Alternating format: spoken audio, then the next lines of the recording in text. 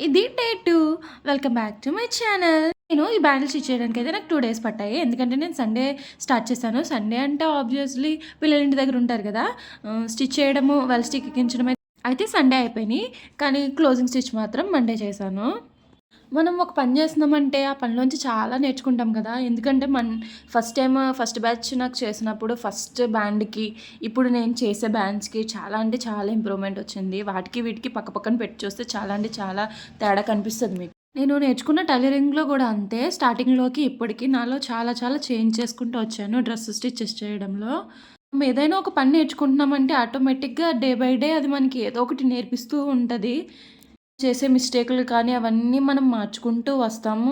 అయినా సరే ఇంకా నేర్చుకోవడానికి ఏదో ఒకటి ఉంటూనే ఉంటది. మనం తెలుసుకునే కొద్దీ మనం తెలుసుకోవాల్సినవి చాలా ఉంటాయి. అయితే బ్యాండ్ వీడియోస్ మీకు బోర్ కొడుతున్నాయా? కొన్ని రోజులు వేరే వీడియోస్ పెట్టమంటారా? నాకు కామెంట్ చేయండి. అలాగే ఏం చేయాలో తెలుసుకో